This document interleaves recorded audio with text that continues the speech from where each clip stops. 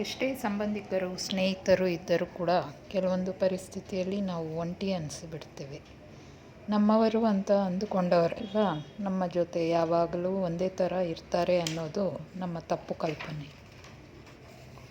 ಕೆಲವರು ನಮ್ಮನ್ನು ತುಂಬ ಇಷ್ಟಪಡ್ತಾರೆ ಅನ್ನೋ ಭ್ರಮೆಯಲ್ಲಿ ನಾವಿರ್ತೀವಿ. ಆಮೇಲೆ ಗೊತ್ತಾಗೋದು ಅವರು ಟೈಮ್ ಪಾಸಿಗೆ ನಮ್ಮನ್ನು ಯೂಸ್ ಮಾಡ್ಕೊಳ್ತಾ ಇದ್ದಾರೆ ಅಂತ. ಸೊ ಫ್ರೆಂಡ್ಸ್, ನಿಮ್ಮ ಅಮೂಲ್ಯವಾದ ಸಮಯವನ್ನು ವ್ಯರ್ಥ ಮಾಡದೆ ನಿಮ್ಮ ಜೀವನದ ಗುರಿ ಏನು ಅಂತ ತಿಳಿದುಕೊಂಡು ಅದರಲ್ಲಿ ನಿಮ್ಮ ಸಮಯವನ್ನು ಬಳಸ್ಕೊಳ್ಳಿ. ನಿಮ್ಮ ದುಡಿಮೆಯನ್ನು ನೀವು ದುಡಿದು ಯಾವಾಗಲೂ ನೆಮ್ಮದಿ ಸಂತೋಷದಿಂದ ಇರಲು ಪ್ರಯತ್ನ ಮಾಡಿ.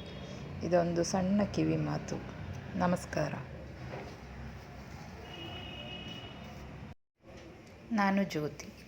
ಇವತ್ತು ಕೆಲವೊಂದು ಬಿಸ್ನೆಸ್ ಬಗ್ಗೆ ನಿಮಗೆ ತಿಳಿಸಲು ಬಂದಿದ್ದೇನೆ. ಮನೆಯಲ್ಲೇ ಕೂತು ಬಿಸ್ನೆಸ್ ಮಾಡಬೇಕು ಅಂತ ಕೆಲವರಿಗೆ ಇಷ್ಟ ಇರುತ್ತೆ. ಅಂಥವರು ತಮ್ಮ ಸಮಯ ವ್ಯರ್ಥ ಮಾಡದೆ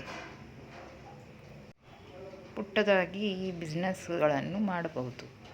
ಬಟ್ಟೆ ವ್ಯಾಪಾರ, ಜ್ಯುವೆಲ್ರಿ ಬಿಸ್ನೆಸ್, ಟೈಲರಿಂಗ್, ಆರಿ ವರ್ಕ್,